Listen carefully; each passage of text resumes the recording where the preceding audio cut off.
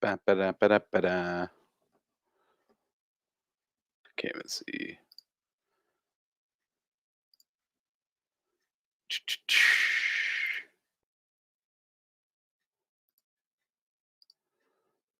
This show I'm live right now?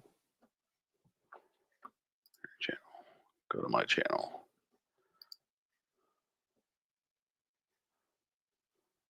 Yeah? No? Anyone?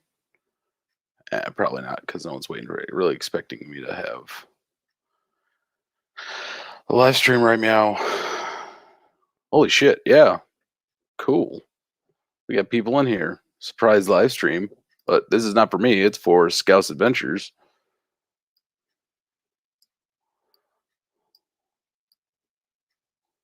Hello, Christy Coulson. Welcome to the bar night starting for Scouse Adventures. Hopefully he will get on here. What's up, man? What's up, Anonymous Biker? You know what I'm going to do real quick is I'm going to go over here. I'm going to invite, copy clipboard. What's up, Dwayne Sapp? What's up, Road Rash?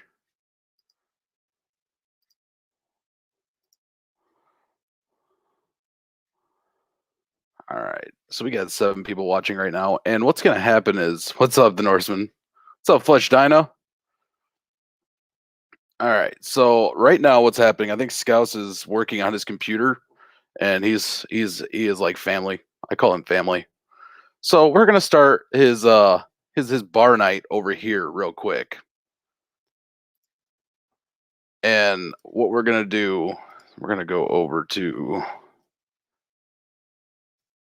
here for me real quick, and we're going to get this set up so we can switch accounts. I don't want that one.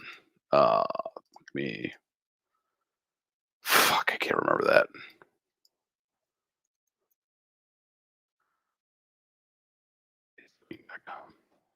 Booking.com. No, man. So Scout's Adventures, I think he's working on his computer right now. And so what I'm trying to do is, there he is. Send message to Scout's Adventures. We're going to V that in there, send it to him so he can get in here and jump in on the fun of what we're going to be having, because Scouse is taking a dookie. What's up, Road Rash? What's up, man? His computer shit the bed, he told me, because I asked him. I was going to fire up a live stream, but you beat me to it, so I just shut mine down. Yeah, I sent him a link on there so that I can get him in here so he can actually have still do his live stream. Mm-hmm. Because, yeah, man, I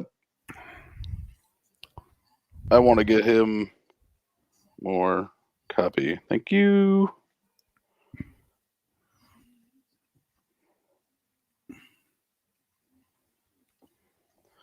Yeah, I was just kind of watching that hour power, because I know that's what he was waiting for, was that hour power down before he fired his up, right? And then I noticed that there was nothing on his page about it. I'm like, dude, where's your thing so you can sit in the side chat while we wait for it? And he's like, oh, my computer's not working right now. So I was like, oh, okay.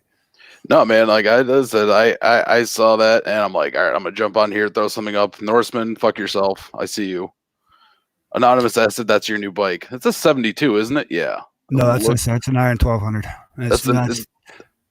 Kick it into 16x9. You'll see it better. Oh, I see it now. Yeah, dude. See, I mean, honestly though, the Iron and the 72 kind of look alike. Except for the 72 is covered in chrome. Yeah, I mean, it's the Iron's always been the blackout edition. Yeah, it's just the 72 that's is covered in chrome, as Moto Noob Rider would say, chromosexual.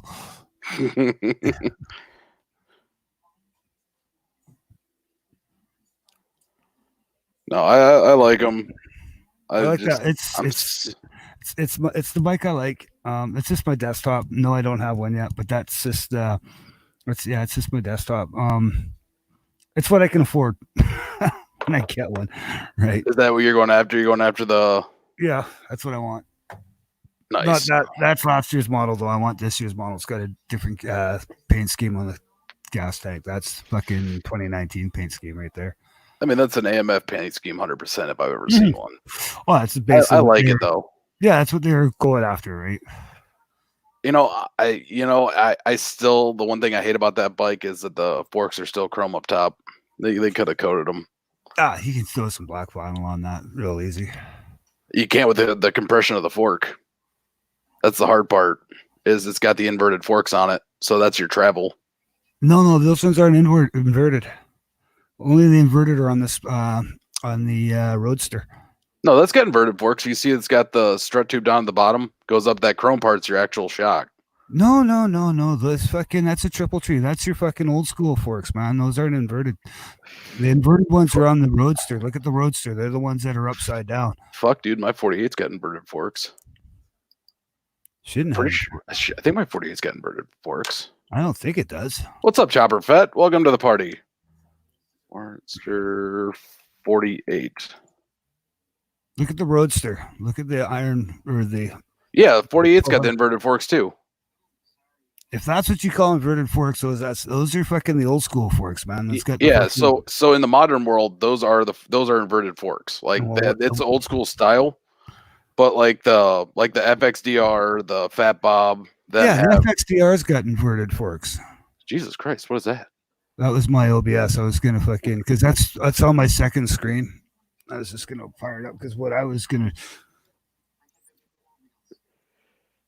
just gonna show you like what I call inverted forks, right? Yeah, those are what Harley calls inverted forks because you got so like with my Heritage, right? My fork tube starts up top and goes down. Yeah, that's just your classic one. It's inverted forks is when the top piece, which is your bottom piece, what you see there would be the top piece, and then what's inside, what travels up inside. That's what they always called inverted forks. It's because it's the forks that are upside down, right? Yeah, so that's and in the Harley world. There we go. In the Harley world, it is a inverted. They call that the inverted forks on it because that's just Harley puts the forks upside, the shocks upside down. They call it inverted forks. Yeah, well, that's new to me. Yep, that's so. If anyone says they got inverted forks on it, that's what they mean. Dude, they're beautiful bikes though. Honestly, we got Outback Outlaw, Dwayne Sapp, Anonymous Biker, Chopper Fett. I'm trying to get Scouse in here too, but Scouse is probably fucking dealing with his shit right now. Yeah, so if you guys want to jump in here, I do have the link down there. Jump in, have a good conversation, talk. Also, remember to go sub to Scouse Adventures. Yeah, see the Lowrider S. The Lowrider S also has the fucking inverted forks. Yeah, it's so that's what I call the inverted forks. What's on the new Lowrider S? What's on the new Livewire? What's on the Street Rod 500 or the Street Rod it's called. It's got the inverted forks. And the Roadster's got the inverted forks, what I call inverted forks. What else has got? The Fat Bob's got the inverted forks. Yeah, so on the FXDR. The Sportsters have a different shock setup than that. And I guess the traditional person, because that's what I call the inverted fork is the upside down forks, essentially, right? Yeah, the Sportsters are their own little animal, which is weird. Yeah, but it's the same. Yeah. It's just basic same fucking principle. That's the same with the fucking the Yamaha Nike with the dual fucking front ends. That's got the inverted forks and shit. Right? DeBeard said, "What's up with Scouse's live stream?" I am not 100% sure right now. I think he's having a computer issue, but also once again, go sub to Scouse Adventures. Sub to Scouse Adventures. Right here, 43 millimeter front suspension with inverted forks. That's on the Roadster, right there. Yeah, that's what I call the. Oh, okay. Forks. So that's what they want to call it. But that's what's weird. Yes. What's weird is I guess the way the Heritage is set up is the Heritage just has a whole bunch of cladding over everything. That's why I think it throws you off. Maybe. I don't know, man. Because the Heritage does have what Harley wants to call a performance suspension. I can't remember what the name of the fucking brand is, but it's like a dual piston fucking something special front forks, and I think that went on all the FL models. So with the Harleys, you got the FLs and the FXs. Yeah. And so the FL is going to be your Softail Slim. It's going to be Yeah, There you go. Yeah, Heritage, yeah. Softail Slim, the Deluxe. Heritage got it. I Yeah, believe the the Deluxe has it. Yeah. Fat Bob, or not No, the Fat Fat Bob, Bob. Yeah, the Fat Bob's got the Fat inverted as Boy. well. Fat Boy has. You know what? I like those bikes, but it's always comes down to what is riding for 2 up. So yeah, Yeah. Explorer at the bottom tube. Yeah, so I'm backwards on. I'm fucking stoned right now, so I'm just looking at shit weird. But yeah, so if it's the same as the Heritage as the Heritage Road King. The Heritage Road King. Heritage Rookie, that's a new one. This is news to me. But I think it means like the Heritage and the Road King. Yeah. It's I don't know.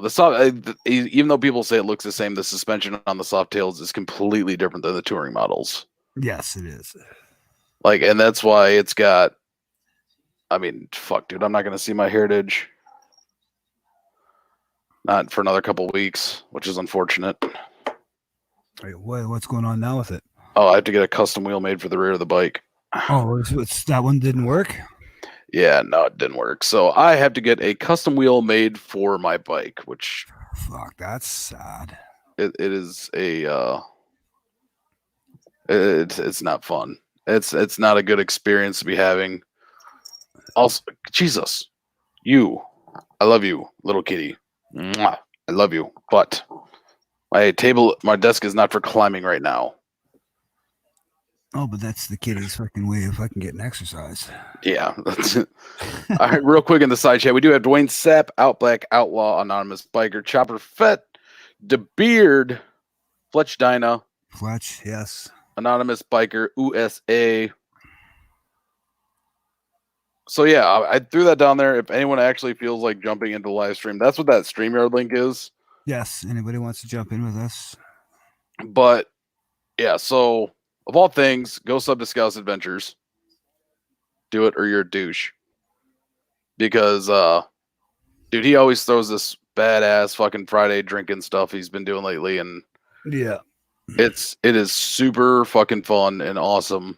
So I'm trying not to fuck up his whole plan and everything he's doing, just because like I can't amount up that dude has got live streams figured out, and I'm still a fucking newbie at it. Oh fuck. I'm freaking beat Chopper Pet. No, man. You're never too tired to do anything. Oh man. So what made you go after the Iron 1200? Well, before that bike ever came out, I was eyeballing a 72 for the longest time.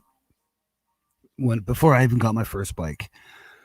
Right. And I was looking at the 72s and I was just like, yeah, man, that bike's nice, but I don't know, it's a whole lot of chrome to keep clean, man. And living on the west coast of Canada, fucking by the ocean, fucking it's not too chrome friendly, especially in the wintertime. You gotta keep that shit fucking clean always, right? And then I like the 883 as well, but I just felt that the 883 was gonna be too small of a bike and I wanted a 1200. So that when I did, I wasn't going to get an 883 and go, oh, it's too small. I got to get something bigger kind of thing. Right. And then when they released this bike, I just instantly fell in love with it because it was just basically, it was the 72, only it was blocked out and it came with the bigger tank, not the smaller peanut tank like it's on the 48. Yeah, it was all 48, blocked out. 48 tank's a joke. That's the first upgrade I think everyone does to that bike. Yeah, exactly. Well, the 72 has the same tank, right? It's got that little peanut tank on it. And so that was really kind of the biggest thing that kind of turned me off is how small that tank was. And then when they came out with this, I was just like, oh, God, that's the bike right there. Holy fuck, right? And I was just like, yeah. Oh, shit. Fletch Donna jumped in. Hey, Fletch, how's it going, man? What's up, Fletch? Hey, how's it going, guys? Good, man. And so, yeah, I just basically fell in love with that bike as soon as it came out. And then I got to, we had that Test Our Metal event up here at Harley last spring. And it got to go ride all the bikes, right? Except for the biggest bike I rode, basically bagger-wise, was the Road King Special. I rode the Heritage and the FXDR. And, FXDR is like a fun bebopping around town bike, but I don't think it's worth. I don't think it's worth fucking 23 grand. No, exactly. And the other thing too, the one that I rode also had a stage 1 on it, so it was the first one that I got to ride with the stage 1 nice exhaust. And actually, that one had T-bars on it, not low rise T-bars, not really high like fucking like the Dynabro style T-bars. It just had the lower style T-bars. And of course, I got videos of all my test rides on my YouTube channel. Yeah, go over to Road Rash's YouTube channel, you dicks. Yeah, and anyways, it was a lot of fun to ride that bike, and then but unfortunately they didn't have this bike in stock at the time for the Testar Metal, and so I rode the Roadster, I rode the 883 out of the 2 Sportsters that they had, and then of course I rode pretty much every Softail except for the Breakout. I didn't ride the Breakout; that was the other one I didn't ride. Yeah, it's the same. But then when they got this one in stock, I rode up to Harley and I went to talk to the main guy that does all the selling and shit. And he's like, "Yeah, you got a driver's license and a credit card." And fucking out, they come out of the wallet, drop in front of him, and goes, "Okay, I'll be right back." Fucking throws a plate on the thing, pushes it outside, fires it up, and says, "There you go." And I'm like, "Oh, all right, who's going riding with me?" And he's like, "No one, man, just go have fun, take it for a rip." And I'm like, "Oh, okay, fuck, cool." I jumped on my GoPro and fucking went and filmed the video on it, right? And yeah, I just enjoyed it. I loved it. It was a great little bike, and it was it's in the price range that I'm willing to spend, right? Because the bikes are a little more expensive up here in Canada than they are down in the States, right? I think they're the same price. It's just different Canadian versus US. Yeah, it's just exactly. But what we pay for them for what you pay for them is, it's a little bit more, right? So the one thing that so this is something that's kind of awesome that Fletch Dyna popped in here. Is there's always been this battle between the freaking Sportster guys and the Dyna guys, being like the Dyna's just a bigger Sportster. Essentially, yeah. It's the Sportster is just basically the Dyna's little brother, right?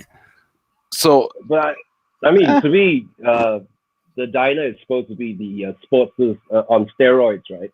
But it's totally different bikes. I love the Sportster anyway. I had 2 Sportsters before, and I think the Iron 1200 is a really good choice, man. It's just a nice looking bike, and they're easy to work on, and that motor's bulletproof. As long as you maintain it properly, that fucking thing's bulletproof, right? 9:25 p.m. I was trying to pull that up. Oh, it's fucking Norseman says so. Like, what's weird is my chat in the live side of this is loading slower than the actual YouTube channel. Yeah, it always does. So Chopper Fed said that he says I technically own both, and Norseman says Dyna Bros. Okay, okay. Here's the problem I have with that. All right, is the Dyna Bro as it exists is because of kids seeing some dude doing wheelies on a Dyna. Yeah, and also let's not forget about that stupid motorcycle. Not gonna say it. We're not even gonna give it credit. Yeah, exactly, but they all rode around. The bikes all look the same with the little fairing and T-bars and blah blah blah. Right, the club style. Yeah, that ruined it for a lot of people. That show, which will not be named, ruined a lot of. Yeah, I never watched it. I watched a little bit of it. I just couldn't get into it. Honestly, it was just a really awful show. Yeah, but Road Rash, I think that's a really good choice with the Sportster. I love Sportsters anyway. It doesn't mean that just because you have a Sportster you can't go long distances. I mean, when I had my 883, right? Yeah. I took it on a 1,000-mile ride. No worries, man. Oh yeah, no, fuck. I've watched what's his name here on YouTube? The Great Egret.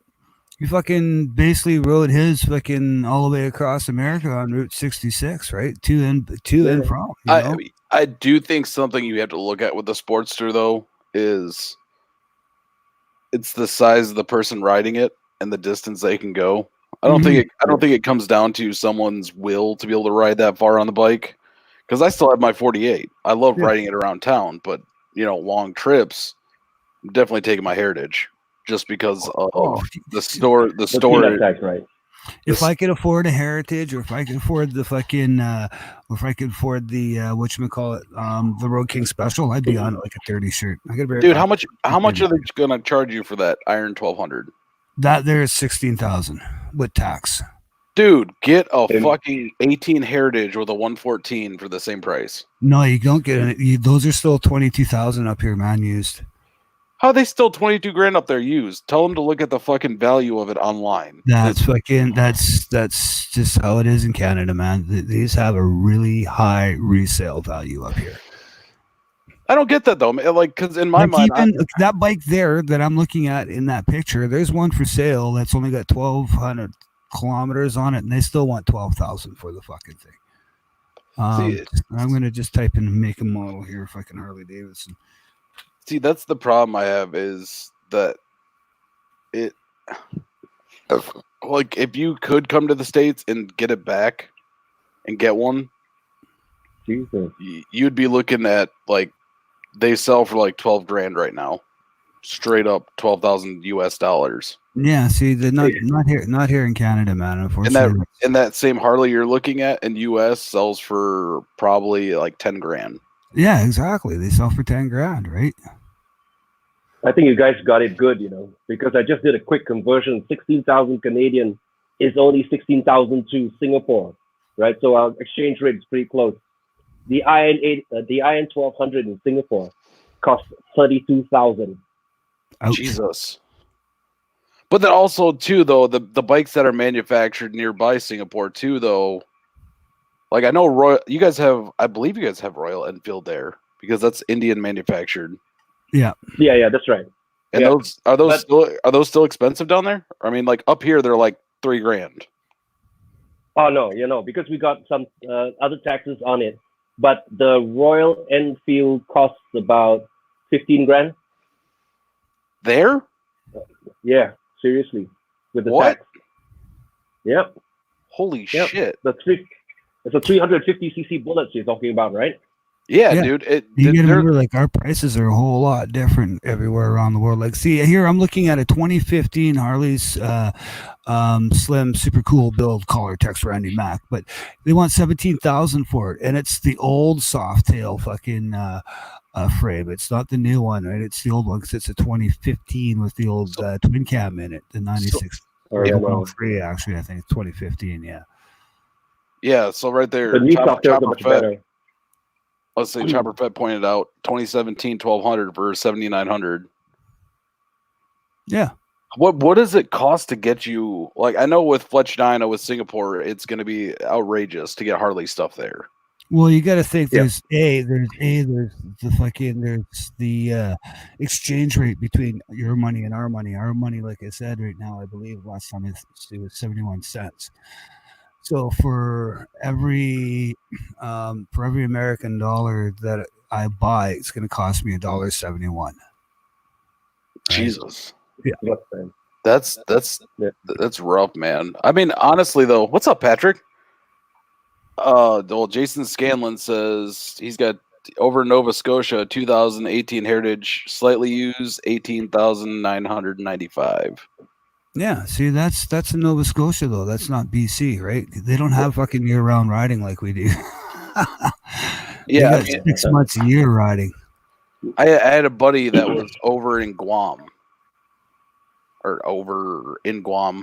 and he said that I'm looking at a 2018 fucking Softail Fat Bob. It's $17,000, right? Wow. Yeah. Like that's just. But it's only got 500K on it, man. It's just broken in.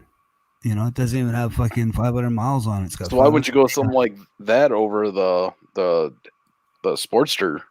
I mean, I have nothing against Sportsters. Don't get me wrong. I am not bad mouthing Sportsters. I love my Sportsters. It's just I would love to get, but that's not the bike I want. You know what I'm saying? It's like that's a nice bike. Don't get me wrong. I've ridden that bike. That bike was really comfortable and really nice to ride. The new fucking Fat Bobs. They're fucking sick and fun. And that one looks like the 114, but I could be wrong. Might be the 107. I don't know. Either way, I mean, that's still going to give you more travel and more, I guess, parts you can get for it. Yeah, but the thing is aftermarket's not cheap on those things because there's also a 2019. I'm looking at a 2019 Street Bob, right? And it's actually Buddy did it up with fucking club style, the T-bars and the fairing and whatnot. but it's got Cobra exhaust, and it's like $20,000. Real quick, adding to the people that jumped into the live stream right now, we have Patrick Hattrick, Harley Roadshow, Spiff McFluff, all joined in. Welcome back, or welcome, I guess. Well, this is a filler show. I don't know if Scouse is going to be getting on his tonight. He might get on tomorrow, but this is just like, remember, go sub to Scouse Adventures always. He said to me possibly next Friday. But yeah, so I did also throw the link in the side chat. So if you do want to jump in here and talk about stuff, you have stuff you want to talk about. But yeah, with Fletcher, like I understand that, man, because like, no, was he? Where was he at? Fletcher? Yeah, he's Singapore. No. I'm thinking about Guam compared to Singapore. Guam's pretty close anyway. It's not that much further away. Yeah, Guam's just it's not that much further away. It's in the Pacific, right? So yeah, my buddy was over there for the military, and he had his Harley shipped over there. I think it was a Sportster. He had shipped over there when he ETS'd over there, or not ETS'd. I'm drawing a blank right now. Sorry, but when he transferred over there, he had it shipped over, and he actually had some rich dude over in Guam offer him like something like American money. It was like 20 grand for his bike because it was just it was custom. I mean, it was a completely custom bike, but he had some dude, and he's just like, yeah, man, I took the money. Yeah, I would have done the same too. Because he was only over there for a year, so he just got like a local bike, rode it around, came home and bought a bagger. Yeah, bought another one. I would have done the same thing. I would have sent that money back home, put it in the bank account, and let it fucking charge interest while I fucking rented a little scooter.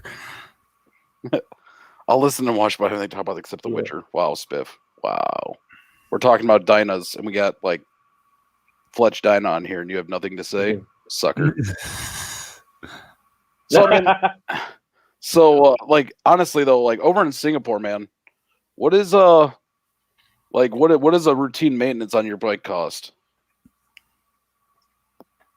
Oh, it's really expensive. I mean, to me, they're pretty smart about it because the dealership does is they have little packages that they sell to you. You know, if you were to just go for the individual services like oil changes and everything else, because you know here we don't really have garages anyway. It's hard with the limited amount of space that we have, and it costs for like one intermediate and two basic is about almost $1,000 for servicing. Wow. For maintenance. So we call it servicing here. I mean, so that's commitment to have a Harley over there. Oh fuck yeah. Yeah, it is. It is. You know, it's probably be a good thing to do. My life dry, you know. But I mean, we love it, but it's really expensive here. I think the cool thing to have in Singapore might be is to build like a community garage kind of thing, where people can come in and work on their bikes and shit like that, and you know they pay like a yearly. Someone started it up. Wow! Somebody started one. Fucking. Yeah, somebody started that as well. Yeah, somebody started one, and then this bullshit hit, right? Yeah. Yeah. Harley Roadshow said 2018 Heritage in Australia goes for $22,000 to $25,000. Jesus, I need to take my bike across the seas and fucking sell that bitch over there and make bank. True, but you got to think of what their exchange rates. They actually make a lot more, I think, than we do here. Yeah, they do make more money over there. They actually make more money there than we do in Canada. We're like in Canada, we're like almost the same as what you guys make in the States, kind of like in certain states, not all states, but certain states are, you know, the minimum wage is going to be higher than it is in other states. Like if Washington State, I think, you know, minimum wage like $15 an hour or something like that, which is even higher than here where I am. I still can't imagine the fact. I mean, dude, probably you are the man of the week. $1,000 for a service that's insane. But on the bright side, you do have a dyno, so there's a lot of Chinese-made parts you can get for it. Yeah, they're actually pretty good. Yeah, there's a lot of aftermarket for it too. That's the other thing about the Sportster. There's a lot of aftermarket, right? You don't have to worry about it. The aftermarket has been there for fucking years and years and years. So you can get lots of aftermarket stuff for a Sportster. But it's the bike that I want, right? I think the aftermarket's so big for the Sportster because it really is like the true Harley, where it's kind of bare bones and you build it the way you want it. Yeah, exactly. And it's been around forever. Yeah, well, that's exactly it, right? The Dyna, this really every Dyna that I see that's up here that anybody's all built up. It's all club style, and I fucking cannot stand club style. I'm just sorry, but it's just I'm not into the Dynabro club style bikes. To each his own, right? Okay, and I but have that's seen a few guys that have chopped them and slammed them and fucking put little chop benders on them and cut the fender rails off the back there, and like you can do on a Sportster and bob it out, and they look good, man. Like those guys. Do you know why they call the? Do you know what the reason they call that club style? All because of that stupid fucking show. That's the only reason. Before that, like that is not something you don't ever see. You never seen it before until that stupid show came out. No, I've seen it before that show, but you never saw a club riding around on all Dynas that all had nice paint jobs and all that shit, dude. They had these badass bikes that run, man. Like, and that's the problem is shows like that are what, like me. I obviously wear a cut, but you get judged right away because people have seen that show and immediately, like, even any patch on your back people will be like, oh, so you're in a club, huh? Harley owners group, you're hardcore. No, dude, hog chapters are good. I mean, yeah. But like that's the assumption though. They see I don't know. The Harley owners group patch doesn't really resemble a like club style patch. Sharper Cut, what's that you're drinking there? It almost looks like a German beer, like a Planner or something like that. It's the opposite of a German beer, dude. Oh, okay. All right. Right. Oh, okay. I just quickly seen that little circle and whatnot look just like a Planner. Spiff, you are on the edge of getting muted. You can't even put the initials. We don't. It's like Voldemort. We don't say the fucking name. That's right. We just call it the show. The bullshit is what it is. Yeah. I will say one good thing about the Dyna's going away and that show, my resale value is awesome. Yeah, that's the other thing is the resale value is definitely. That's one thing I noticed. Like guys are selling, some dude's got like what was it? What the fuck was it? It was a Street Bob, Dyna Street Bob, and fuck, the guy won like 26,000 or something. Jesus, fuck, just some stupid amount of money. The funny part is my fucking Softail will walk circles around every one of those fucking bikes. Well, like, yeah, 114 versus my little 96. Of course it will. Well, no, and oh shit, we lost. Where did Fletch go? Yeah, he's in Singapore. His internet's probably not the greatest right now. But yeah, so that's the big problem I have is that I don't think the Dynas are as valid. I think it's more of like a. I don't want to say this. I'm gonna get shit for this, but the Dyna's a fucking. It's a novelty now. Oh, and it's supply and demand. That's all it is. There he goes. There, Fletch is back. Welcome back, Fletch. Hey. The price drive up is just supply and demand. There's so many there's not that many unmolested ones out there anymore. So if you can find a bone stock like FX DLS, it's going to pull 20,000 still. No, yeah, I don't think it will. Because like Canada it will. Well, that's Canadian, but like in the US, that bike is only going to get like maybe 15. Yeah, no. And the reason I say that is because no one's going to pay the same amount for a Dyna, like to have that novelty. And I know Fletch missed my little Fletch missed my little Dyna rant, but that's fine. But no, I heard some of it, but I had to switch browsers because it was really quite bad already. Yeah, so I was like losing out. We've had a couple of internet outages here, so it's still quite bad in terms of connectivity. But I heard you, and to me, I get what you're saying, and the Dynas, I think sometimes is a bit. How do I put it? I was just going to say, in the United States, the Dyna is a novelty. because people are just buying them to literally look like that. Yeah. And it's like the same here. Yeah. And I don't even know why it pisses me off. I think it basically Hey, comes down one to sec. they got no imagination, so they can't turn it into Well, something else. real- You know what I'm saying? Real quick, I gotta address this.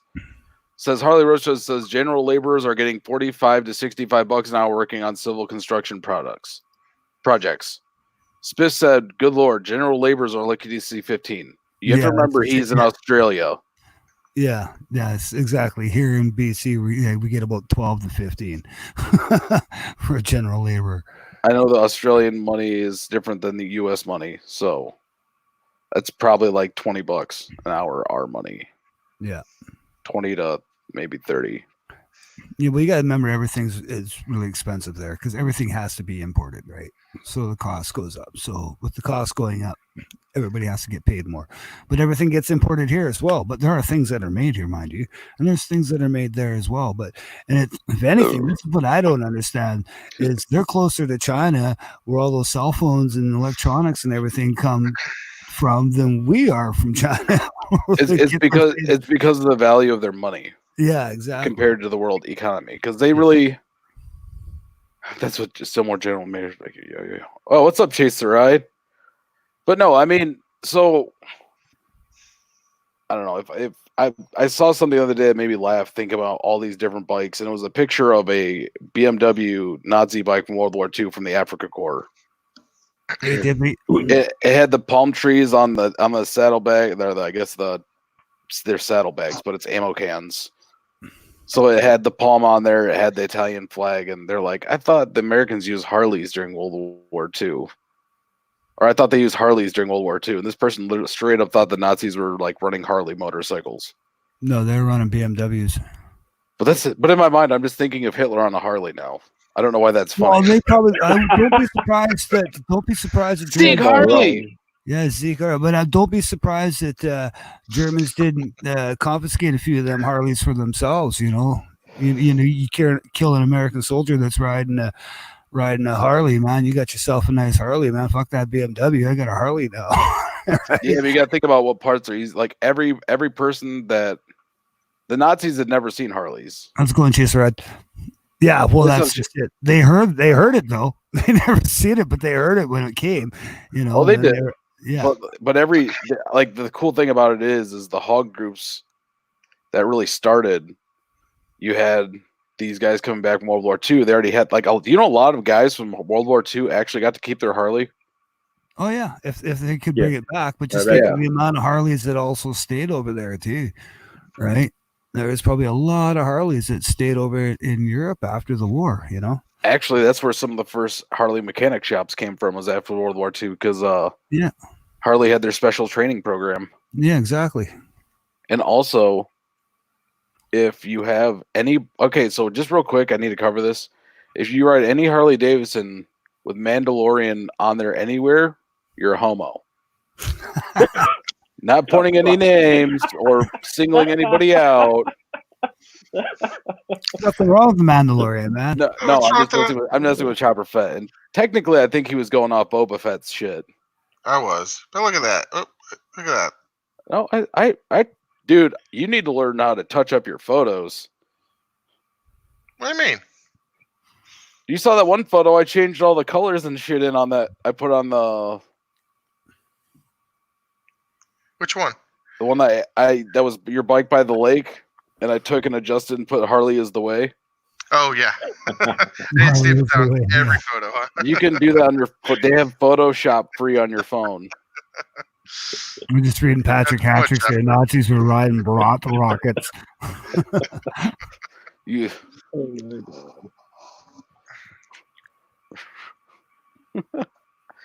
Oh, what's up, TNT? I'm gonna go back real quick through the list of people that have joined the show. I already said the Harley Road Show and Spiff. Chase the Ride. What's up, Chase? TNT.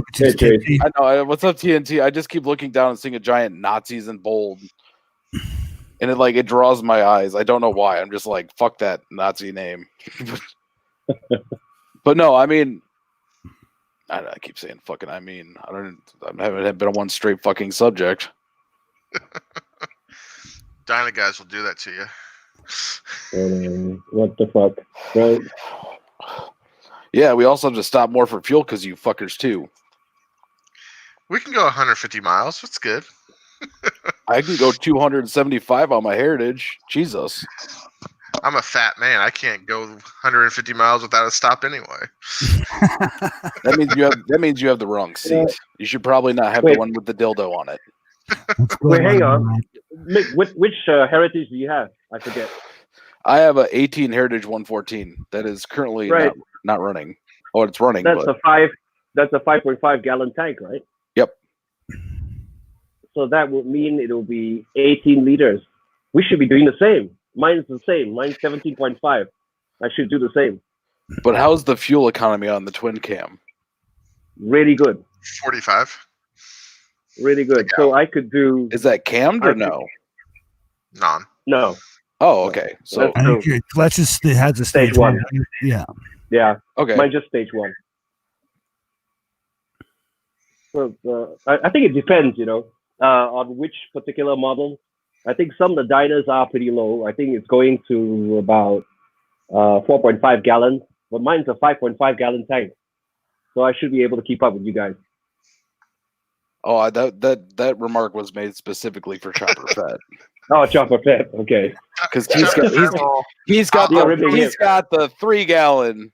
I'll join you guys eventually. I just may not be there first. That'd be like me on the sports. So yeah, I'll be there sooner or later. But yeah, you guys set up camp. Oh, when I get there, I get there. Just have a cold beer for me when I arrive. the reason I actually got my Heritage is because my Miss Mick or Mrs. Mick, soon to be my fiance, rides on my bike, and you can't do that up on a Sportster when I take up all the suspension travel myself. Yeah, I know what you mean, and that's the reason why I switched over from a Sportsman to Softail, was because of the girlfriend then. So you can't ride two up. It's hard to ride two up on a Sportster though. Your weight plus the passenger plus luggage and everything else is going to make a little difference. Even though it's a 1200 engine, it may make a difference. Oh shit, Chase the Red joined in. Hey, so I gotta address this real quick. Jason Scanlon says, "Are the M8 engines reliable? Have you seen any of them with high mileage on them, 50K or more?" No, not. I have seen one with 210,000 miles on it, and the guy just kept doing oil changes. Yeah, it's just it's where the problem came with those motors is when guys were doing a stage 4 on it, the fucking oil consumption, the oil pump could not keep up with that much oil going through it. And that's my understanding is anything but beyond a stage 1, honestly, really until you can start having something issues in that. I mean, if you're doing cams and you actually update the oil pump in that, I have a guy who actually partly begged for him out of the Motorcycle Institute down in Phoenix to come up and actually work with them. And he's just like, you know what? He goes, when you're ready to do cams, let's do it right. He goes, and you won't have any issues with that motor. Mm-hmm. He goes, but if you want to just do cam and that, once you start doing cams, you're going to start having issues with that motor. They have no issue. And this is from a guy that owns a Harley dealer that corrected me on one of my videos. And I talked to him. I got no conversation off of the video with him. And he said it's only once you get up to like the stage 3s, 4s, and 5s when you start changing the jugs and everything. Yeah, that's when the factory oil pump can't keep up. But with a cam in there, it should be fine. So I know 3 guys with CVOs that have had issues though. Also, that's because it's actually brand new motors. But yeah, that's probably similar to what your stage 3 is, also, right? I mean, that's a stage CVO, 4 for they got a stage 4 because they got the 117 in them. But Harley, the problem Harley had with that is they built a high performance motor because the CVO motor has the bigger jugs. It's got the CNC heads. It's got all the special the 68 millimeter intake. The loud exhaust. The exhaust isn't anything different. Oh, okay. It's all the same. They don't come chipped because you still have to put a stage 1 on a CVO. Oh, do you really? Yeah, they don't. Okay, they just have everything else is just done. Exhaust is a little bit different, but I mean not a ton. It's it's some Screaming Eagle pipes, really and truly is what it is. Yeah, a little bit of step above what a Screaming Eagle pipe would be. They don't. It's like when I bought my bike, it came with the street cannons, the Screaming Eagle street cannons, and those things sucked. Yeah. But Screaming pigeons. Screaming pigeons, yes. I like calling it the yelling chicken.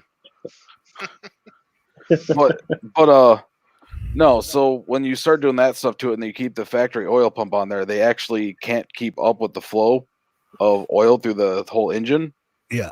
So that's why with all the CVOs, all the stage 3s and ups they were actually doing recalls on them to replace the oil pump. To replace the oil pumps when they should have been done. I mean, if you're in doing a cam anyways, I mean, it's a couple $100 more to actually do an oil pump anyway. So, I mean, my understanding, and like I said, I really respect the guy that actually, I do normally all my own work on my bikes, but when I do take it to someone, it's not the HD dealer. It's another guy who's actually HD certified in that. And he's just like, hey, he goes, come down. He goes, we'll do it together in a day. He goes, you'll be good to go. He goes, as long as we do it right and replace that oil pump also. Well, the thing too, man, is if you know the way I look at it, replace that oil pump to something that's more high flowing, man, better oil circulation. You get that stuff going through that fucking cooler a lot quicker. Keep that oil cooler, fucking keeps that motor cooler. You know, it's just everything's all good. It doesn't necessarily keep it cooler. You see a difference. No, it's good because it's going to flow more oil. It's flowing more oil, which means more oil is going to the oil cooler, right? And once you get that oil into that oil cooler, it's going to cool the oil. It doesn't have enough much cooler, right? It doesn't work that way though, because it does work that way. It's simple fucking logic there. This is when we tore down an M8. It's just the only thing that's oil cooled is the valves. No, it's the heads. The heads are oil cooled. The heads are oil cooled. So it's either oiled or they're one or the other. It's either oiled or water. Or water.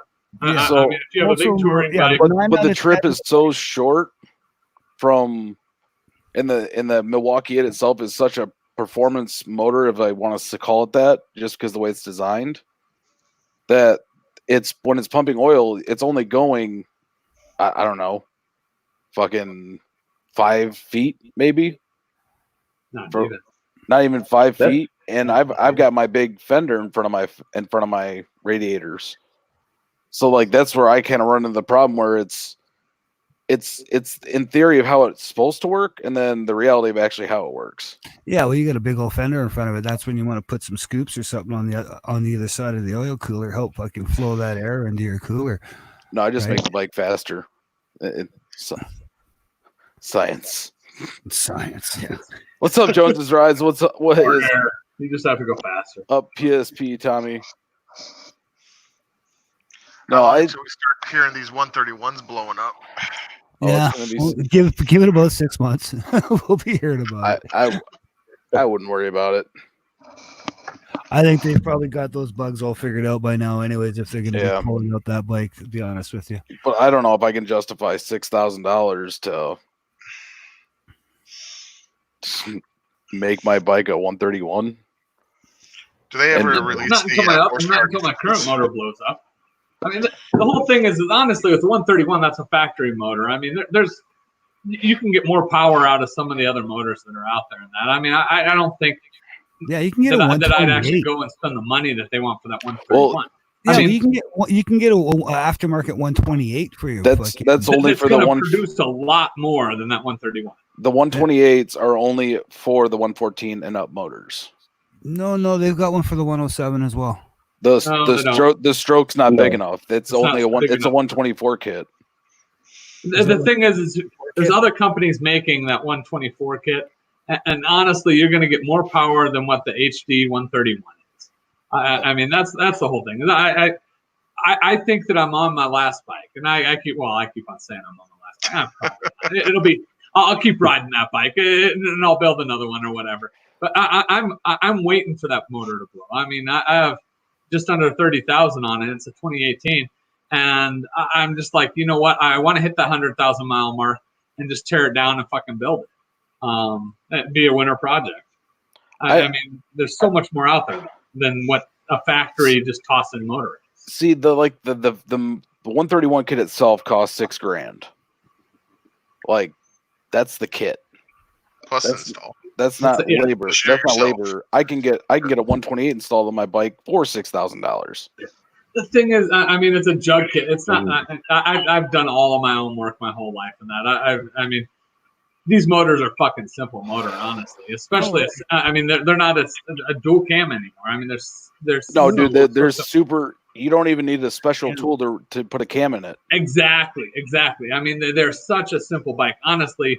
That if someone who's a standard wrencher actually wants to do a big bore kit on their bike, they can. The big thing is taking it to someone that can tune it, and then it's finding the really and truly what it comes down to is it's finding the right tune at that point. It's not the fact that I mean, taking it to buying someone else's kit and taking it to a Harley dealer probably isn't your best option. I know the guys that start getting shitty gas mileage just by tuning their stage to. I mean, from our dealer local, and I'm just like, yeah, you're doing it wrong. Don't take it. I'm doing actual proper stage 1 on my Heritage, so I'm going to 2-1 and getting away from the Harley ventilator air intake. Yep. And just with the initial tune I did on that bike, it jumped like 5 or 6 horsepower and like 8 foot-pounds of torque. You're 114, right, on that soft top? Yeah. So, dude, just by doing that tune, because the tune that Harley had for their yelling chicken one, yep, like that's how much power I was losing, and that's like not because like the problem with the Harleys in the Milwaukee 8s, I should say, especially the Softails, is they don't put a big enough exhaust on the bike. So you can put slip-ons all you want, but like the hole that the air's coming out of is that big that's going into your exhaust, and the actual exhaust port is like this. Stop it. Yep. Real quick, Brian Brakeman said, I know I just came into the live chat, but Moto Mike, would you ever consider setting up a meet and ride? Yes, I think the Moto Mike will consider that. I think that's a very well a possibility this year if I ever have this situation where we can be around humans again. Yeah, or if you can ever find a back for your bike. Hey, you know what? On that, you're out there in Kansas? Yes, sir. Right? Yep. Would you come out to Colorado if we did something in August, September with a bunch of, or not a bunch, I think there's 5 or 6 of us that I could pull together out here in Colorado? It'd probably be definitely September because I have a baby due into July, so congratulations. Congratulations. September's pretty aggressive with that. I'm a kid, man. I ain't going to push you there, bud. She'll be fine. She'll be fine. Yeah. Okay. I don't want to see your divorce papers on your channel or anything like that, buddy. No, yeah. Technically, my headquarters for my job is actually out in Colorado, so could really swing it to be a work vacation. So it could be a work. Hey, you know what? We should talk some more because if you can hook that up, I'll actually hook up the date. And like I said, I know at least 3 others out here local that would like. Actually, 4 others out here that would love to do it. Cool. You know, I figure the sooner we can announce something and dates, the better off we would be. For sure, man. I don't know what that means, Spiff. I'll figure out the science behind it. What did he say? He says, all right, beer, games, and bikes. I think I'm set for the time being. Like, okay. Okay. No, so for those that were curious and that might have a 107 or a 114, the 124 kits from S&S and Fuel Moto are for the 107s. The 128 kits are for the 114s. Yeah. The stroke for the 114 is 4.5 inches, so the same as like a touring model. For the 107s, the stroke is only 4 inches.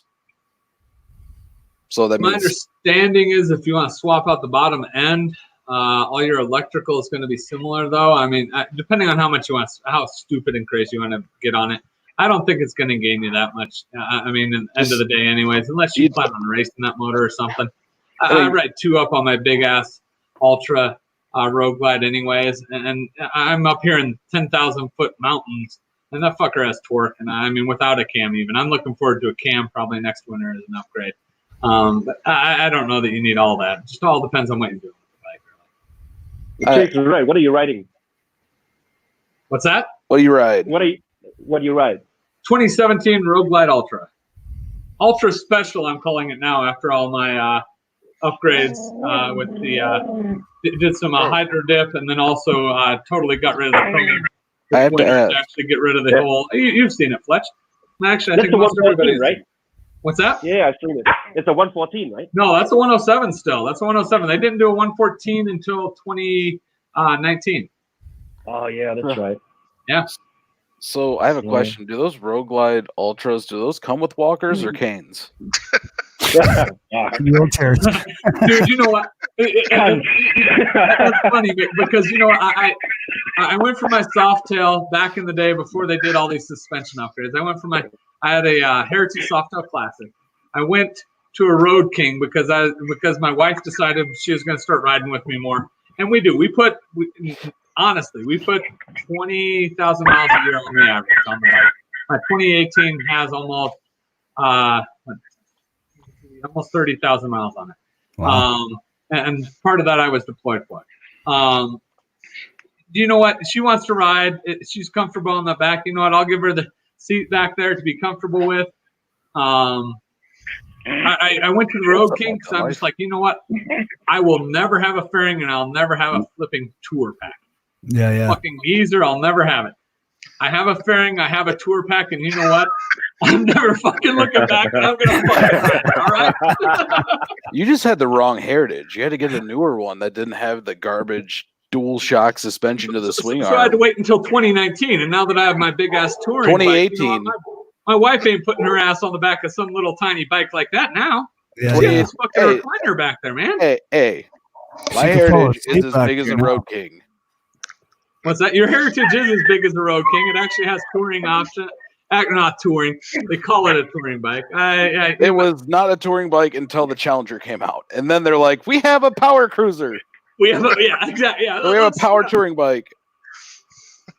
It's got a monoshock. It's got a big horsepower. It's got a big horsepower for Harley motor. You know, and honestly, actually, my wife still to this day, we actually took the back seat to a local guy to actually have a gel pad put in it and have some foam redone on it and that. And she says that the Softail was almost as comfortable as long as it wasn't long days. But I mean, when you're pounding 600-700 miles in a day. See, that's shameless plug, not really, but that's why I got the Saddleman G Explorer seat because it already comes with all that.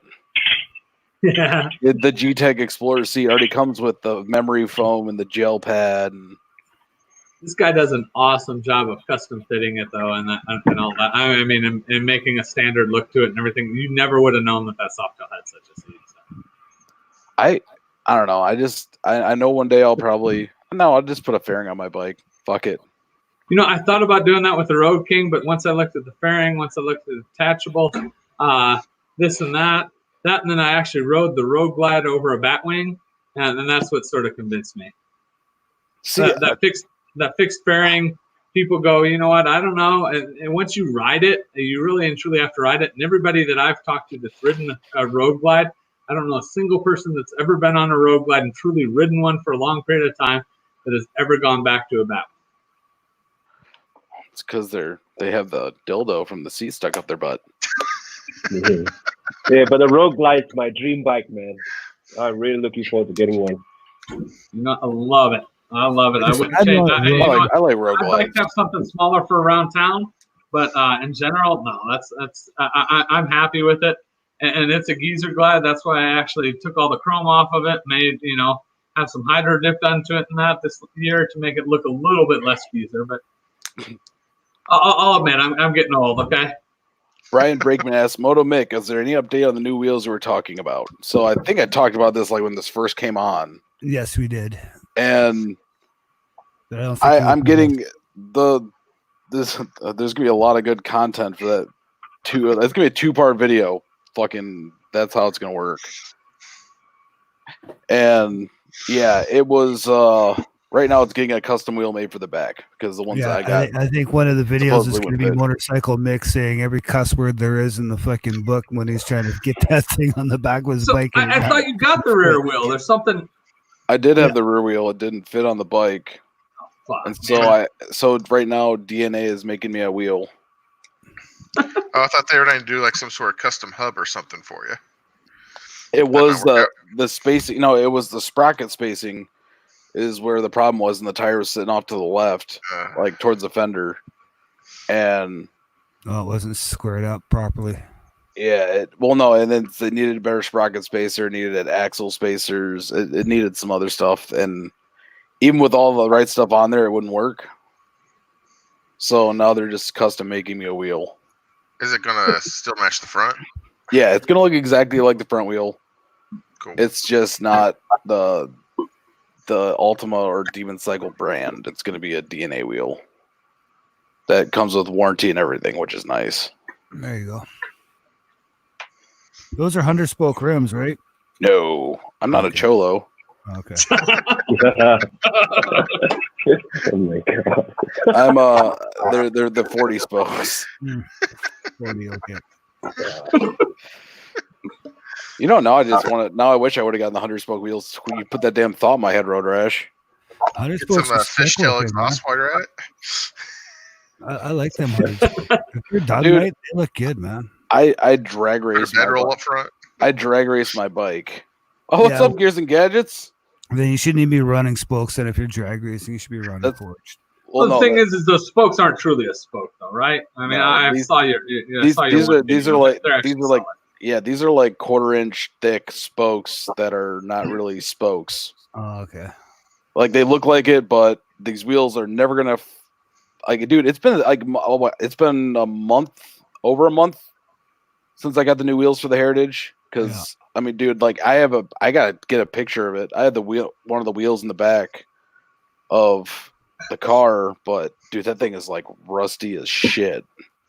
Like whatever coating Harley put on those wheels for the Heritage Softail, like 18 and up, it sucks. Oh yeah, for the money that you pay, you don't get a lot of good paint and shit like that. Here said just jumping in quick middle of my daughter's bedtime routine, but wanted to say what is up. Well, I appreciate it, Gears and Gadgets. I'm going to actually head downstairs. I'm going to mute myself for a minute. I'll see what's going on.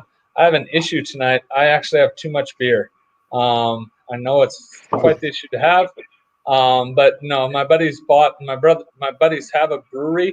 They bought another brewery, and literally I didn't have enough containers to bring home tonight to fill to actually take out of the other brewery. So I have a couple people stopping by, another one of my buddies who actually rides. So I'm going to head downstairs. I'll probably just mute, see if he wants to join us a little bit, and have some beers.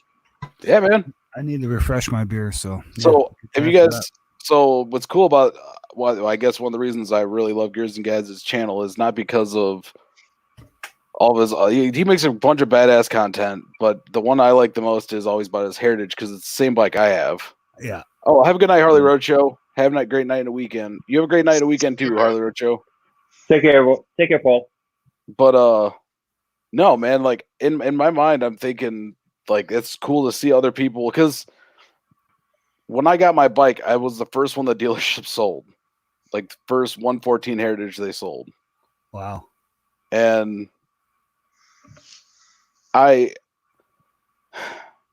so real quick. So yeah, it's like Gears and Gadgets has his Heritage, but he got the denim red that I wanted. I like the black I got, but they didn't have any denim red ones, and which it's now worth a lot more money. But no, I got my Heritage. I started doing stuff with it, and I got the Tab mufflers and everything on there. Got a better exhaust because Tab really came out with them first for that bike, which is badass. And now that the one thing I'm waiting for is I had to get a temporary pipe for drag racing season if it ever does start. So I got I got the Dan Moto 2. This is another video I'm making. It's a Dan Moto 2-in-1 exhaust. I got the Highwayman. It was like $200. So until Tab Performance has a dual exhaust pipe, I just gonna run that during the season. And then the stuff with Bell Power Sports. That's fun. I think JP 1970 has a 114 Heritage as well. I think he did a stage 2, right? Yes.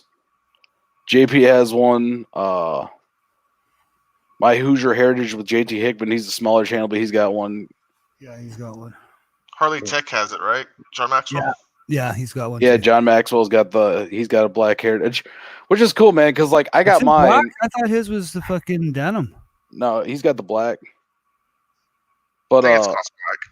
Yeah, it's gloss black because I got my bike and then I started because literally, I'd watch some YouTubers, and I can't even remember how I found Gears and Gaz's channel, but I think it was something else. I was like, you get in those wormholes where you literally just like click on someone's channel and it just keeps going.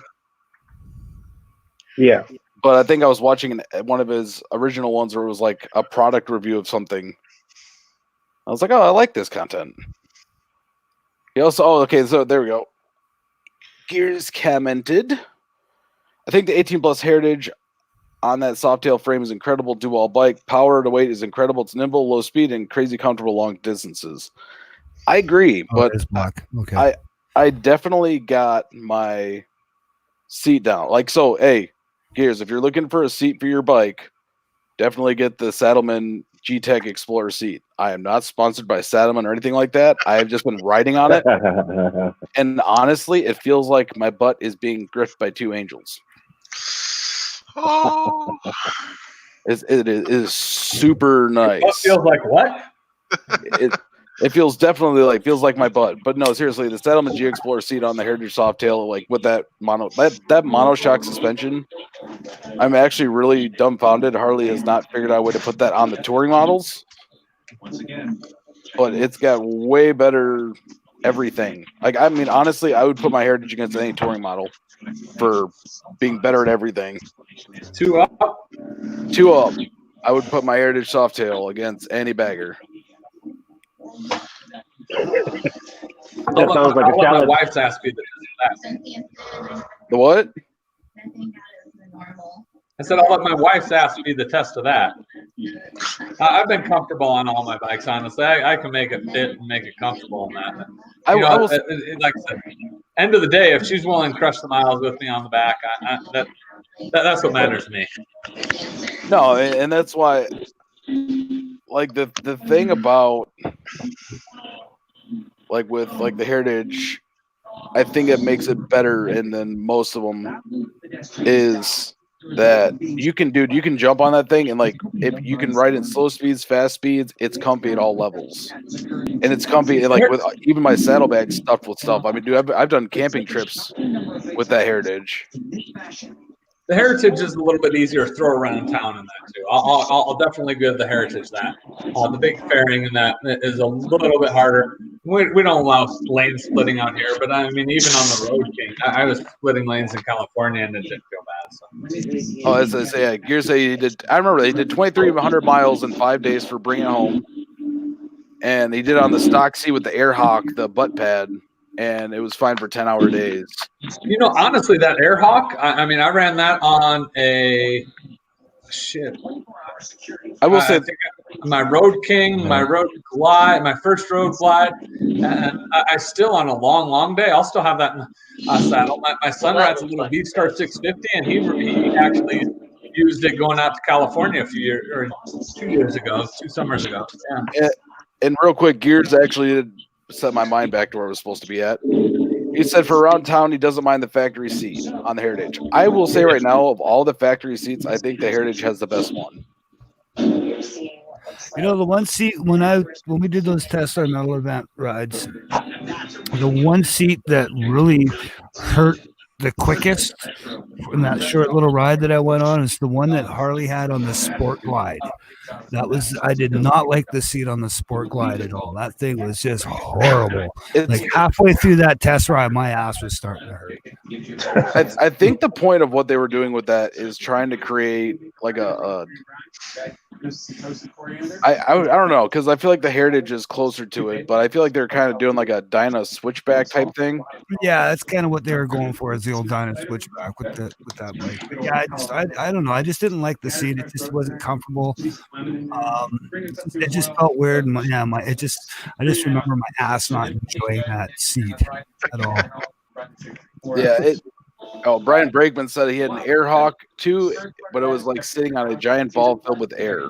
The Airhawk you really have to play with and adjust, honestly. I mean, the miles that I've ridden on it, I rode, actually, it's our California ride that we did, PCH1, that we did on the Road King, and my wife couldn't get hers adjusted right. I rode it, and it was what, a 4,000 miles. I'd look back because my wife's going to correct me anyway. She's hearing me, so you know how wives are. They're going to tell me the right answer. Let's just talk to her. Just talk to her. I'll put her on. Get the facts. No, but I mean, it took a lot of playing with really and truly to fine tune it. And that's like, so like for me with seats, right?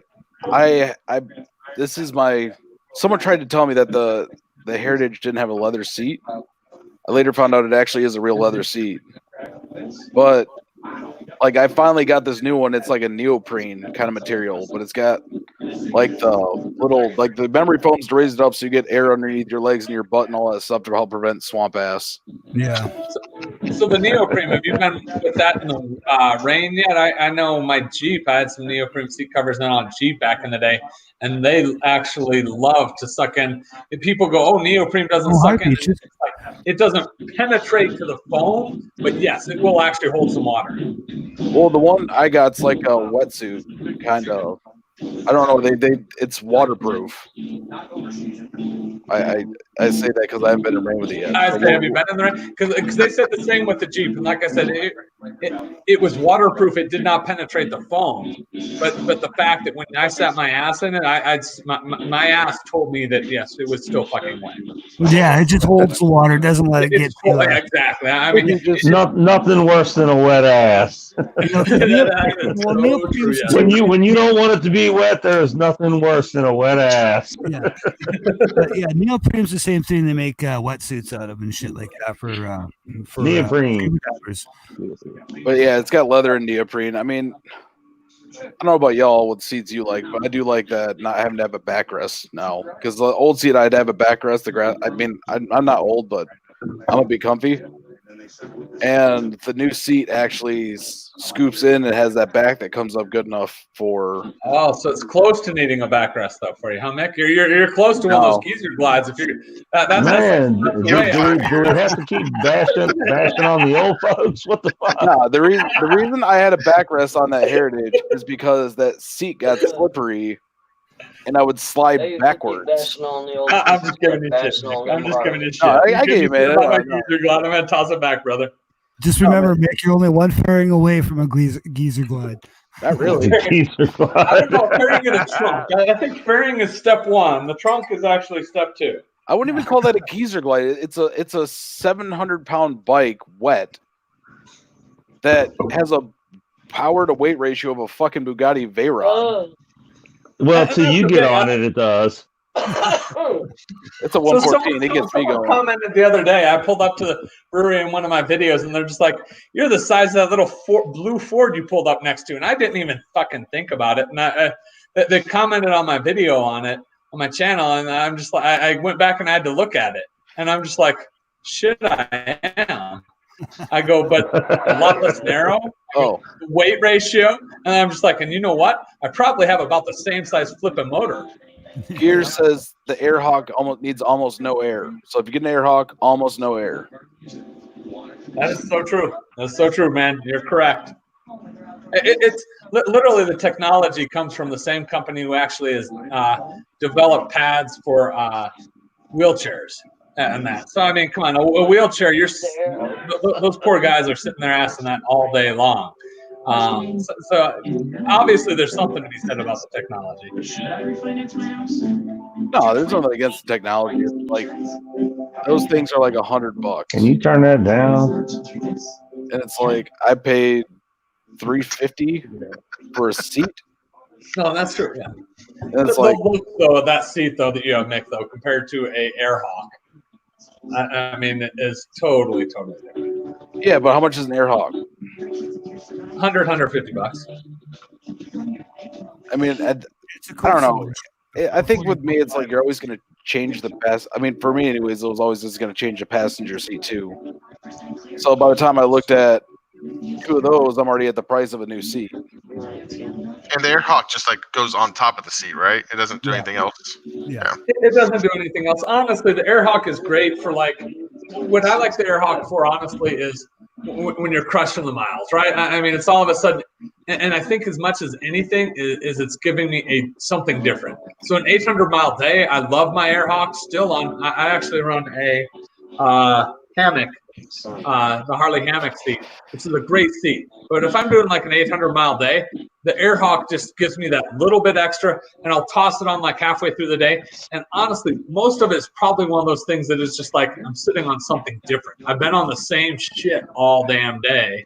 And I'm making that adjustment. My ass is going, oh, I love you because, you know, you're giving me something different, okay? How much movement's going between your ass and the Airhawk and the seat, though? Like when you're going through corners, does it feel like it straps down? Oh, okay. Because I know, like, I remember sitting on a Springer seat one time. I didn't ride the bike. I just happened to sit on the bike, and when I was sitting on it and bringing it up off the stand, like just the amount of play and back and forth movement to the left and right in the Springer, it just didn't feel right. So I was wondering if the Airhawk has that kind of sort of feeling as well. And you know what, Road Rash, you have a very, very valid point. I mean, if I'm doing some canyon carving or something like that, the Airhawk, even though it doesn't strap down, it's straps that go through there are elastic. So I mean, the thing's going to still move on you if you're truly moving around in the seat like you're going to do when you're crushing some curves and that. But I mean, hey, I'm not.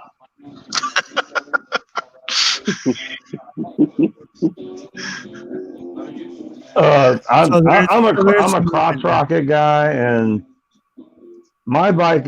When I first got my bike, it was actually extremely comfortable, surprisingly enough. But I tore my seat, and I sent it to an upholsterer to get my seat recovered, and they recovered it with a way stiffer vinyl, and it made my seat super, super firm, when originally my seat was really, really soft.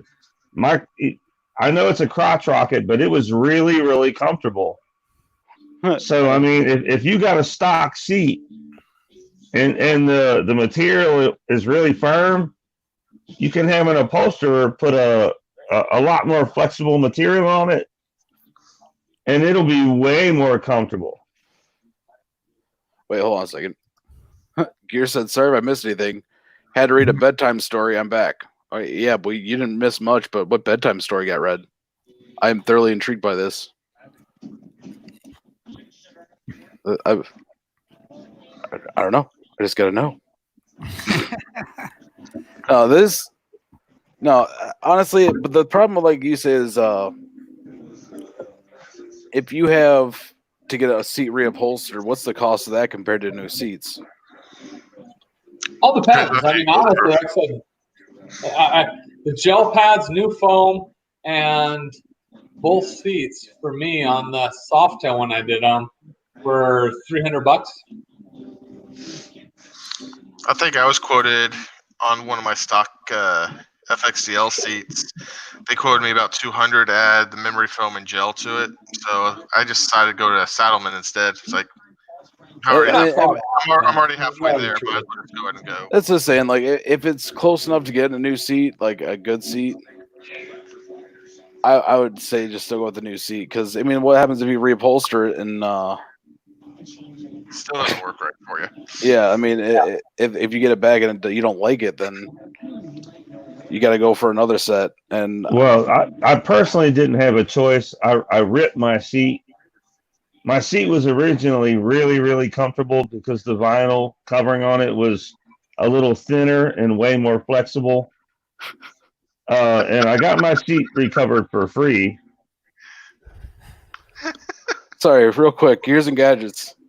A caterpillar that eats a bunch of shit and then turns into a butterfly. It's a banger. I just want to throw a quick shout out here. My buddy, actually, Jeremiah with Bikers Blessing Kids. You can find him on Facebook, likes Bikers Blessing Kids. Joined us here. He actually doing an awesome thing with kids and that. We've been doing a number of shows with him in that recently. Actually, if you want, give a moment to Jeremiah here. We all right with that, man?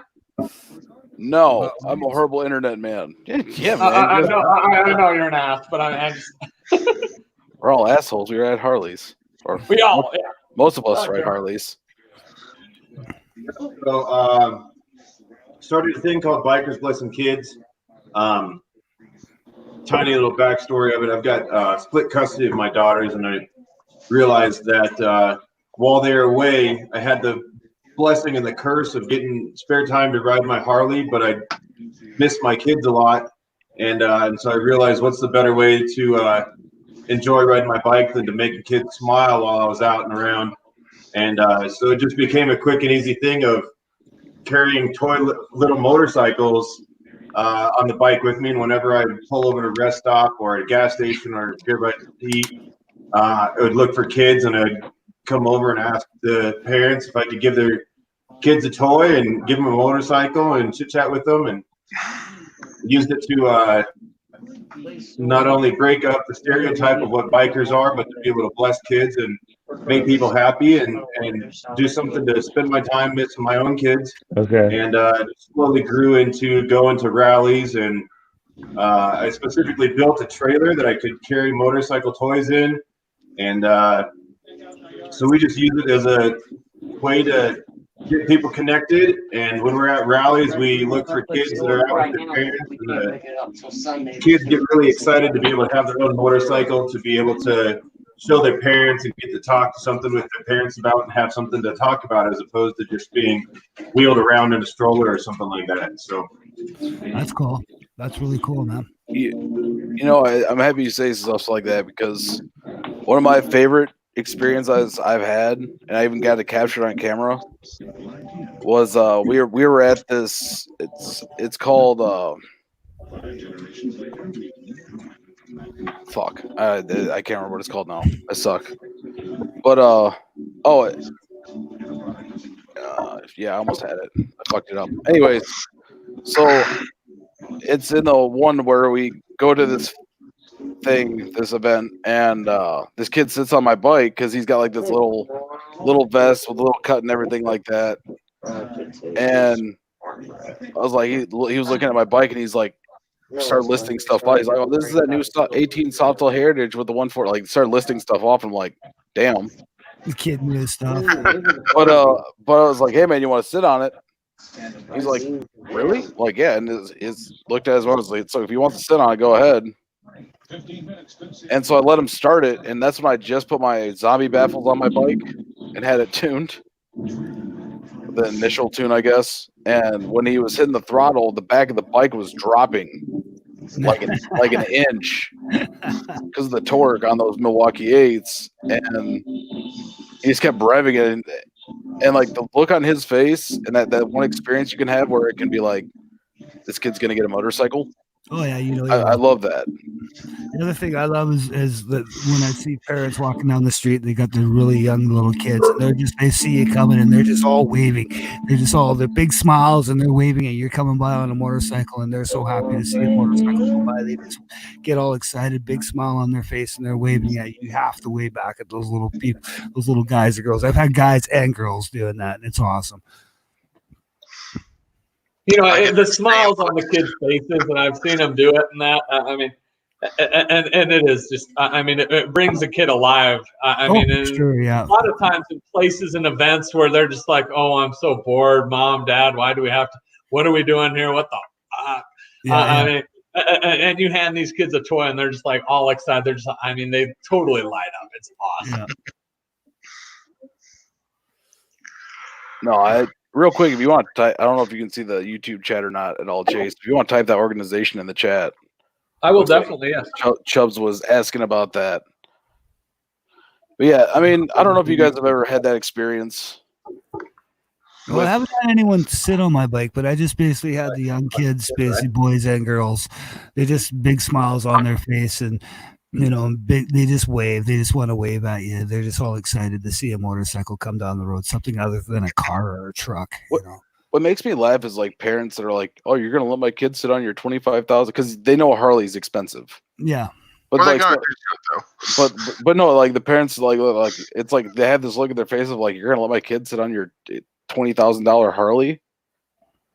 And it's like, "Yep, sure." What are they gonna do to it? You know, I mean, they might poop or something on it. That's about the only thing they're going to do to it. It'll wash off, whatever. Fuck. Right? Yeah. Well, you know, I mean, neoprene, right? I don't know. It's just like that's why I wear my outrageous helmet. That's why I have so much fun doing it. Just because between the two, I don't want to say it's all a joke to me, but it's all just a party. Like you're having fun. If you're on a bike, you should be having fun. You shouldn't be unhappy. Always be having fun. If you are unhappy, then buy a fucking moped. Get a Grom. No, I want a rear trailer.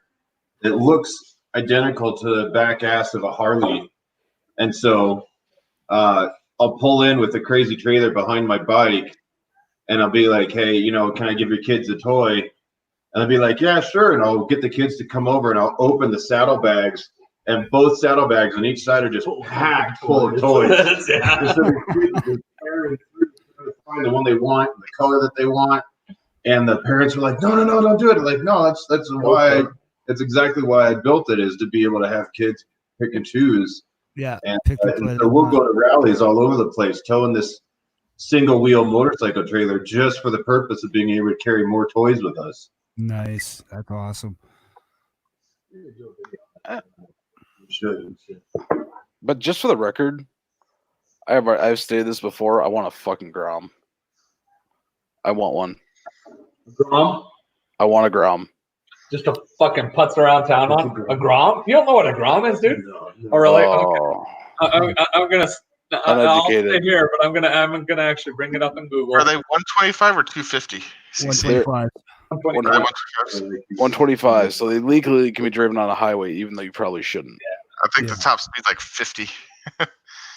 And you can get like pegs on them and everything else. I mean, it'd be fun to zip around town and fuck around on. I mean, there you go. There's a Honda Grom right there. That's the old one. Oh, okay. I've seen those. Yeah. I mean, you can get like stump pegs on them and everything else. I mean, you can stump them right out. You can really and truly. The new ones have the Fat Bob headlight. I like those better. Yeah, I don't know. I just did a quick Google search. No, and that's half of it, man. You do look like I mean, the thing is you can push that thing around, and I mean, you put dirt tires on it, take it off road, man. Go find trails and shit, and just go explore some trails that you wouldn't take your Harley down, right? Just think of like a dual sport moped. Yeah. Yeah, exactly. It is like and what'd be fun about that is, I mean, you get in traffic or whatever, and just like, fuck it, I'm taking the sidewalk for a little ways or whatever. I'm just like a yeah, exactly. That's always been a big debate up here in Michigan too. Is like you talked about earlier with your Road Glide, is like, and even with the Grom, it's like lane splitting. I don't know. I don't think it'd work here in Michigan at all.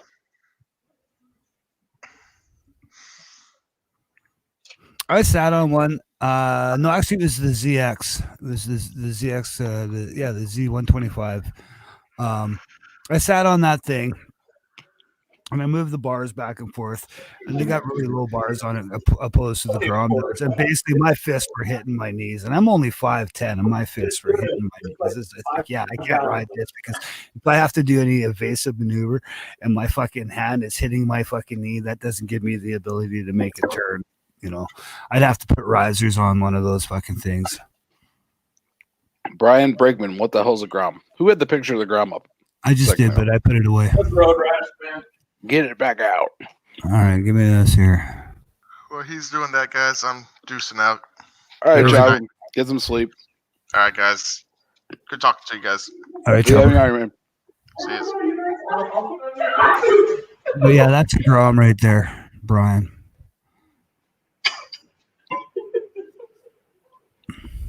It's basically what Baker X Derek around in California.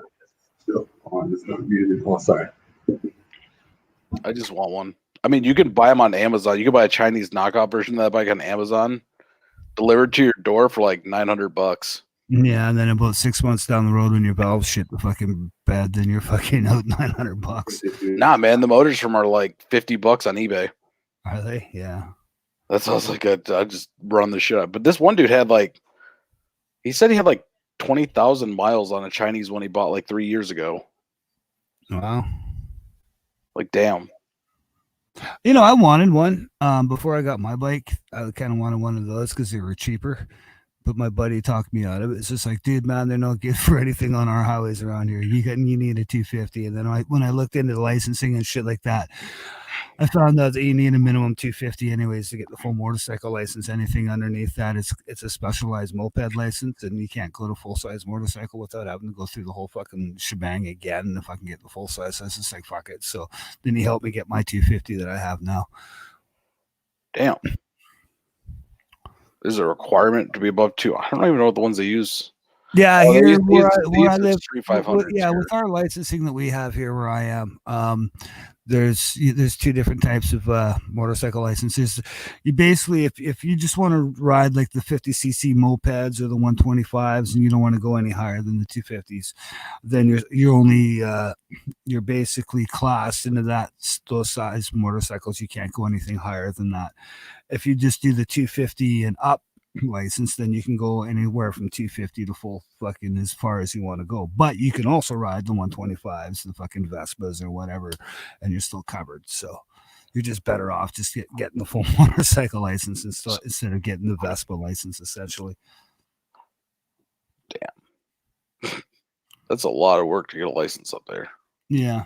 If you think it's a lot of work here, fucking go live in the UK, man. It's even fucking harder over there. Spiff McFluss said lane splitting would work in New York City, but anywhere else in the state probably wouldn't. He got hit in the middle of his own lane, probably by a taxi cab, I'm gonna guess. But yeah, like lane splitting, I don't even know if I don't think it'd work here in Michigan because we have a bunch of morons that drive. Yeah, it's the same here. Like fucking you can get away with lane filtering at lights when all vehicles are stopped, but lane splitting while traffic is moving, yeah, I wouldn't even do it here because people don't know how to use blinkers. They don't know how to shoulder check. They just don't know how to do anything. I don't even know if I would trust filtering here. I know some people want to filter. I mean, like while it would be nice if they had a red light would be nice. When everybody's stopped and vehicles are not moving, and you come up and filter to the front of the line, and then light goes green, you're gone. You're that's, to me, I think we should have that here. I don't know, but even here in Michigan, I don't think that works because people don't even pay attention, and you get smacked.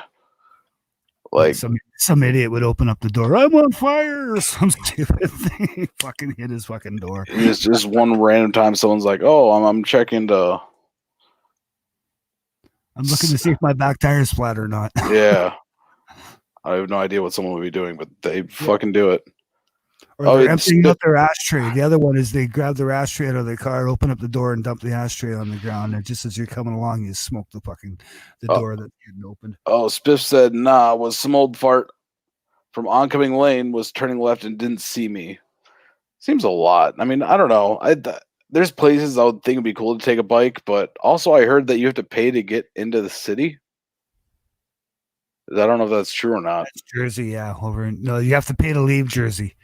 I remember that's what Spiff was saying. You can get into Jersey, but you have to pay to leave Jersey. Yeah, but like even then, like that's what blows my mind is like trying to figure out where that works and that doesn't. And in Michigan, honestly, if I had to look at the skill level of people riding, I just think it could go either way. And that's a rough thing to admit. Because even certain people on bikes just don't know how to ride. Yeah, no, I see that all the time. I can't hear Chase. I think he's muted. He's muted right now. He's talking to Jeremiah. Oh. Was his name? Yeah. Yeah, there's a lot of things I wish I could. Sorry, guys. We were in a side conversation. Didn't want to interrupt you guys. Hey, it happens, man. It happens. No, I don't know. Peaches is right though. Having a Grom does turn you into a hooligan. You start doing wheelies. I'm already a fucking. I wheelie a 18 heart. Like I wheelie my Heritage. As crazy as that sounds. I've yet to fucking try to lift the front tire of my bike off the ground. Oh, mine just lifts it like it wants to all the time. When I first got it, I remember fucking getting on the throttle and just the way I let the clutch out. I know I felt that lift, but that's what I 250. It's I'm sure I can get the tire up if I tried, but I haven't tried. That's what I thought. Getting into New York City is $20 just for the bridge toll going one way, and other tolls. I have no idea what the hell. Why? That seems like it's you pay to get in, pay to get out. Then you got to carry $100 cash just to get around the city. Yeah. But isn't that the way it is on most highways though down in the States? Since you guys have a lot of toll highways down there. So, not as many. A lot of them are like, I guess we will call it privately owned, and they have their own little police departments on the strip too. But Oh, really? yeah. Oh, wow. But they're not super expensive. Yeah, see, that's one thing we don't have up here. What, speeding tickets or? No, we get those when the cops feel like giving them out, and those are usually the rookies that just got fresh out of fucking school, basically out of cop school. All the old timers, they don't give a fuck. Oh, you're speeding? No, okay. Well, no, I don't feel like getting out of the car today. I'm gonna sit here and drink my coffee and eat my donut. No, that's the two that are near me. I guess I could say, is the Ohio Turnpike, and I guess it runs all the way to Chicago, but it turns into the Indiana Turnpike. It's weird, but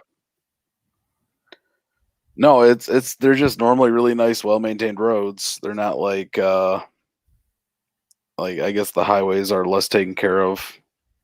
Oh, so for a toll highway, they're like nice, smooth roads, no potholes, and the lines are all painted every fucking 6 months. And yeah, and they're straight runs. Yeah. They so get you from point A to point B, fucking as quick as possible. Yeah. You gotcha. So here's my beer issue. I'm actually pouring out of a Camelback because I needed to fill something because I'm going to dump this shit tomorrow otherwise for these guys. So I have gallons of beer. Nothing wrong with having gallons of beer. Yes, peaches. My issue is that I wish they would have told me last weekend because they bought this fucking place last week, and I'm just like, I could have started filling shit last weekend. I could have been drunk all week instead of just for the weekend. Hey, you can send some my way up here. The bottle up there? Yeah, you're up in Canada. Huh, Road? That's right. But hey, I work in the industry. I can figure out a way to get it across the border. I need it down here tomorrow, though. Literally, we're pouring it down the drain tomorrow, man. I'm just like, holy shit, this is so sad. There's some decent porters, some decent IPAs here. If bikers and beers would have known a week ago, they probably would have been biking out here, man. Yeah. Where are you at in Canada, Rogas? What's that? Where are you at in Canada? Oh, Vancouver, BC. West Coast. I'm an hour and a half, 2 hours basically north of Seattle. Gotcha. I've been to Colorado. I've been to actually Colorado Springs when I was a teenager. When I was about 17 years old, I was in Colorado Springs and went through Denver and shit like that. Oh, nice. Only a year or two ago, then at 17, right? Yeah. My uncle at the time, he was in the Canadian Forces, and he was working in the offices there for NORAD. He wasn't actually in Cheyenne Mountain. He was actually working in the offices in Colorado Springs, but he wasn't. But he was still all part of the NORAD and shit like that. But he wasn't actually in the Cheyenne Mountains working inside the mountain. That's cool. That's cool. I mean, we have a huge military presence here. I mean, that's 5 bases. Yeah. Just in the Springs. Yep. Have you done the Alaskan Highway? No, that's really far north, man. That's like way the fuck up there. That's like fucking 3 months by horse. The only guy allowed to work on my bike actually had a bike in his garage when I was in there doing my powder coating and that. I took my forks over to him and that we're installing the progressive springs and that. And he's just like, he goes, that bike there, he goes, yeah. He goes, that came back from the Alaskan Highway. He goes, you probably want to plan on not only tires but suspension after doing that thing. Yeah, once you get because basically the Alaska Highway, I'm gonna have to pull up fucking Google Maps because I've never done it and I've never really looked at it. No, I don't want that. I haven't really looked at it either. I've heard the roads are just shitty. Yeah, they're gonna be. You gotta remember this is really far north where this is going on. You gotta remember, like the weather up there, it's fucking cold, lots of fucking snow. So come the winter time, there's a lot of salt and sand that are gonna go down on that road.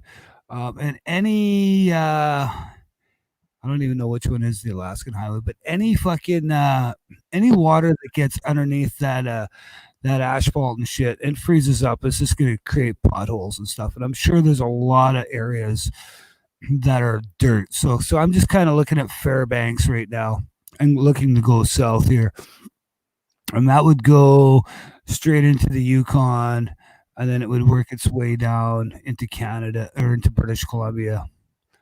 And like, yeah, that's way the fuck out of the way, even to get up there for me. Because I would have to take from Prince George, you take the 60 and go north, and that takes you over to Watson Lake, and then you fucking cut over to Yukon, Whitehorse. Fuck, that's quite the fucking trip just even to get up to Fairbanks. Like, I can do it.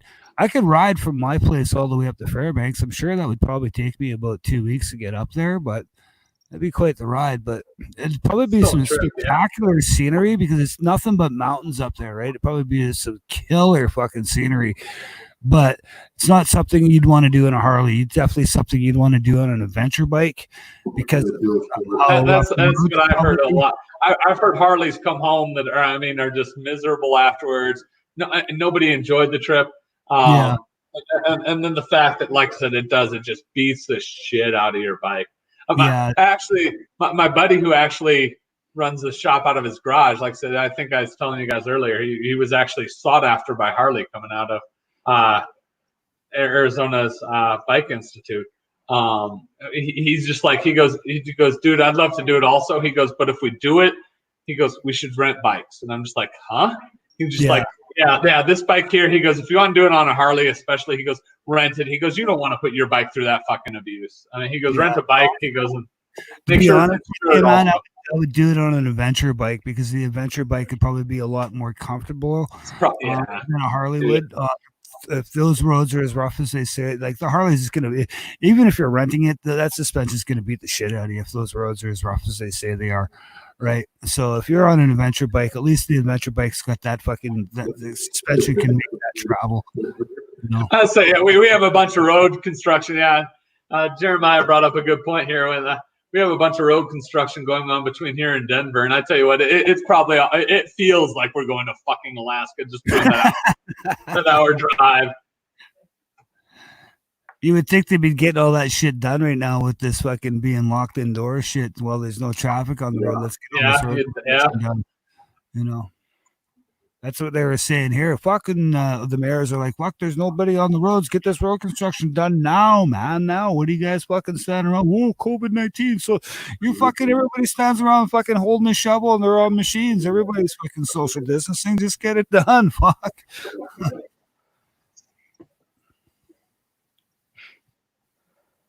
All right, guys. I know that these normally go longer with Scouse, but I'm tired as hell from a long day at work. If being 100% truthful, I want to go to sleep. All right. Thanks for having us, Nick. Appreciate being here. No, man, I appreciate y'all being on here. Everyone that was on here, everyone in the side chat that was here, I really appreciate it. Tune in next week, same time at Scouse Adventures channel. Yeah, I think just before we all jump off, and I think what I'll do is I'll fire one up for maybe a little bit myself too. So if you guys want to come over and join on mine, I'll fire up a live stream too. So Spiff, Peaches, Brian, I know Chase. I'll meet you over there. Yeah. So I'm gonna fire one up over on my channel, I think, and we'll keep the party going. So Mickey can go get some sleep. And I'm gonna go for maybe 2. It's 9 o'clock my time, so I'm good till at least 11. So that's 2 hours before I start doing it. But I'll probably go later than that. All right, y'all. Sounds good, brother. I'll meet you over there. Thanks, Mickey, once again. Yeah. For hosting, and we'll see you next week. Well, actually, I'll probably see you in a chat between now and then, or see you on somewhere between now and then. I mean, let's face it, Matt. For my channel, appreciate it. Cheers. For my channel, I do Thursday night streams, and everyone's welcome. You can jump at the panel and everything. So and then last night, you know what? I think I was doing some editing, and that my laptop didn't agree with me. I have a buddy who's trying to sell me a processor and a motherboard, so I might create a desktop just so I can be doing both at the same time.